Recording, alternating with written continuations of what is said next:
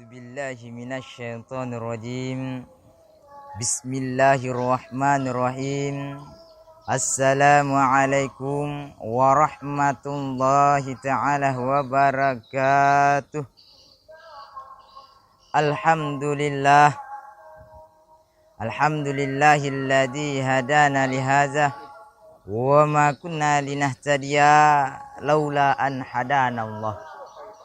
Asyhadu an la ilaha illallah wahdahu la syarikalah wa asyhadu anna sayyidana wa maulana wa habibana Muhammadan abduhu wa rasuluh. Allahumma salli wa sallim wa barik ala sayyidina Muhammadin wa ala alihi wa ashabihi wa tabi'ina lahum bi ihsanin ila yaumiddin, amma ba'du. Hadirin sidang jamaah yang insyaallah dimuliakan dan dirahmati oleh Allah Subhanahu wa taala.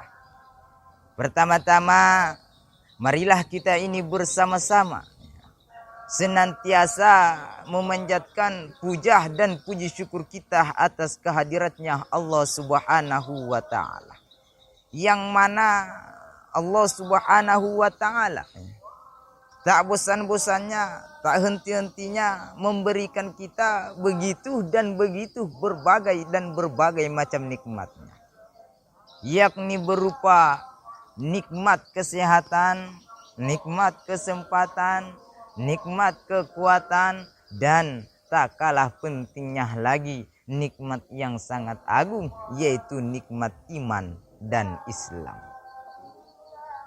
Nikmat iman dan Islam, nikmat yang mana di dalamnya ada segala dan segala macam nikmat. Begitu nikmat iman dan Islam ada di dalam hatinya seseorang, maka hidupnya akan baik, matinya pun juga akan baik. Sehat ia akan baik, sakitnya pun juga akan baik. Kaya ia akan baik, miskinnya pun juga akan baik. Namun sebaliknya, jikalau nikmat iman dan Islam tidak ada di dalam hatinya seseorang, maka hidupnya akan malah petaka, matinya pun lebih lagi malah petaka.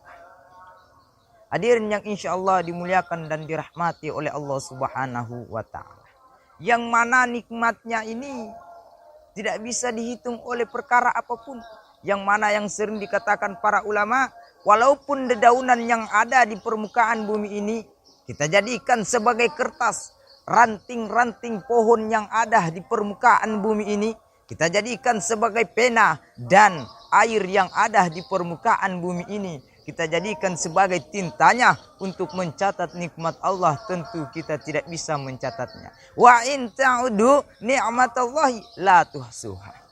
Dan apabila engkau ingin menghitung nikmatku, kata Allah, nikmatku kata Allah, niscaya engkau tidak dapat menghitungnya. Hadirin yang dimuliakan Allah Subhanahu wa taala, salawat serta salam kita hadiahkan, kita junjungkan kepada beliau ini, yang mana beliau ini sebelum diciptakannya dunia ini namanya sudah tercantum di depan pintu arsy-Nya Allah Subhanahu wa taala, yakni baginda Nabi Agung Muhammad sallallahu alaihi wasallam, yang mana setiap perkataannya kita jadikan sebagai hukum, dan setiap pola tingkah lakunya kita jadikan sebagai suri tauladan dalam kehidupan kita sehari-hari. Tanpa mencontoh beliau, mustahil dan mustahil kita akan selamat di dunia wal akhirah. Yang mana beliau ini salah satunya diciptakannya beliau untuk datang ke permukaan bumi ini, yakni untuk menyempurnakan akhlaknya para manusia. Sebagaimana pengakuan beliau, innama bu'itu liutammima makarimal akhlak. Sesungguhnya aku diutus, kata baginda Nabi, untuk datang ke permukaan bumi ini untuk menyempurnakan akhlaknya para manusia. Hadirin yang dimuliakan Allah Subhanahu wa taala, maka tanpa mencontoh beliau, mustahil dan mustahil kita akan selamat di dunia wal akhirah. Hadirin yang dimuliakan Allah Subhanahu wa taala, Maka perkara yang paling besar, perkara yang paling mulia, yakni apabila kita ini bertakwa kepada Allah Subhanahu wa ta'ala. Namun perkara yang paling hina, perkara yang paling busuk dibandingkan dengan bangkai, yakni apabila kita ini bermaksiat kepada Allah Subhanahu wa ta'ala. Maka hadirin yang dimuliakan Allah, maka kami sebagai narasumber mengajak kepada hadirin yang dimuliakan Allah, bahwasanya marilah kita ini tingkatkan iman dan takwa kita. Takwa dalam arti mengerjakan seluruh perintah-perintahnya dan menjauhi segala larangan-larangannya. Hadirin yang insya Allah dimuliakan dan dirahmati oleh Allah Subhanahu wa ta'ala. Insya Allah pada kesempatan kali ini kami selaku narasumber atau pembawa materi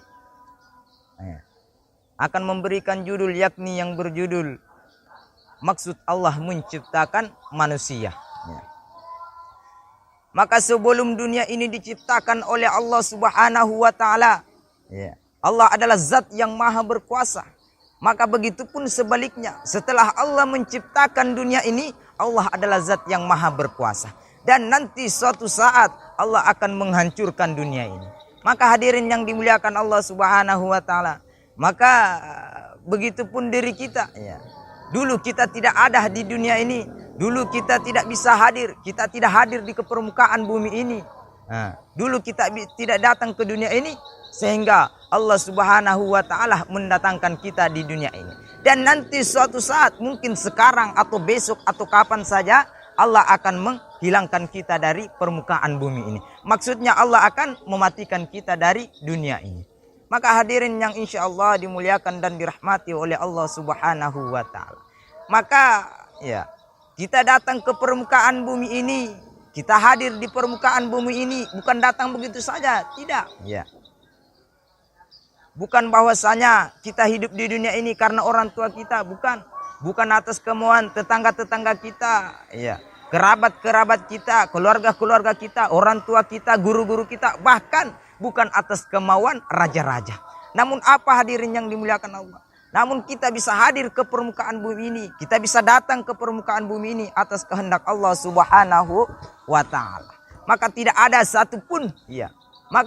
satupun makhluk yang bisa memprogramkan dirinya di dunia ini. Yang memprogramkan diri kita di dunia ini hanya Allah Subhanahu wa ta'ala. Hadirin yang dimuliakan Allah Subhanahu wa ta'ala, maka setelah kita kenal kepada Allah, kekuasaan Allah, kebesaran Allah, maka datang tugas yang nomor kedua. Wa idh qala rabbuka lil malaikati inni ja'ilun fil ardi khalifah. Khalifah di muka bumi. Sebagaimana pemimpin mengurusi tumbuh-tumbuhan, bukan berarti cinta tapi hanya mengurus. Ada lagi antara hak Adam, ayah tanggung jawab atas istrinya, istri tanggung jawab atas anak. Apakah sudah menyampaikan agama? Apakah sudah menyampaikan agama kepadanya? Dan setiap tanggung jawab akan dimintai pertanggungjawaban di hadapan Allah Subhanahu wa ta'ala. Maka hadirin yang dimuliakan Allah Subhanahu wa ta'ala, maka mengapa kita perhatikan di lingkungan-lingkungan sekarang, bagaimana orang tua sekarang hanya menginginkan bagaimana anaknya ini bisa menjadi orang kaya, bisa mendapatkan jabatan yang tinggi, namun tidak pernah memikirkan bagaimana anaknya ini bisa menolong dia di hadapan Allah Subhanahu wa ta'ala.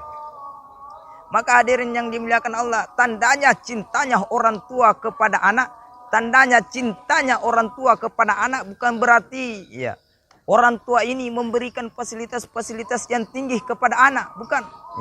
Bukan memberikan motor yang mewah, mobil yang mewah, kamar yang mewah, bukan. Namun tandanya cintanya orang tua kepada anak apabila orang tua ini memahamkan anaknya atas agama, mendekatkan kepada kebaikan, memasukkannya ke madrasah-madrasah, pondok pesantren-pesantren. Itulah tanda cintanya orang tua kepada anak. Kullukum ra'i wa kullukum mas'alan an ra'iyah.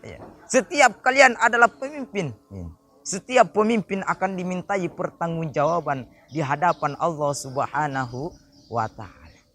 Maka hadirin yang dimuliakan Allah Subhanahu wa ta'ala, maka pada kesempatan yang berbahagia ini, Marilah kita ini bersama-sama bertaubat kepada Allah Subhanahu wa taala sebelum kematian itu datang.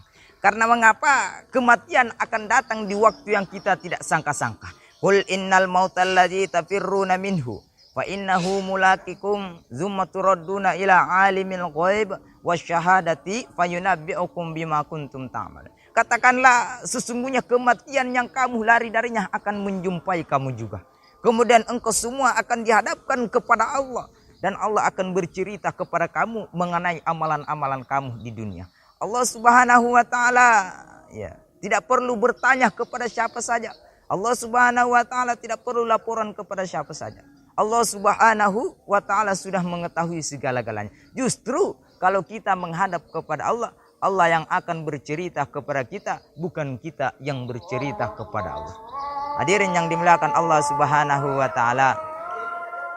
Maka pada kesempatan kali ini marilah kita bersama-sama perbarui niat kita. Bagaimana sisa-sisa umur kita ini hanya untuk tawajuh kepada Allah, taat kepada Allah, beribadah kepada Allah, sehingga kita hidup di dunia ini menjadi orang-orang yang barokah dan di akhirat kelak kita menjadi orang-orang yang mulia. Amin amin ya rabbal alamin. Demikianlah pada kesempatan kali ini ceramah yang sempat kami sampaikan. Benar datangnya dari Allah, jikalau ada kesalahan itu datangnya dari diri pribadi kami selaku manusia biasa yang tidak pernah luput dari kesalahan. Dan saya akhiri dengan ucapan hadanallahu wa iyyakum ajmain. Assalamualaikum warahmatullahi wabarakatuh.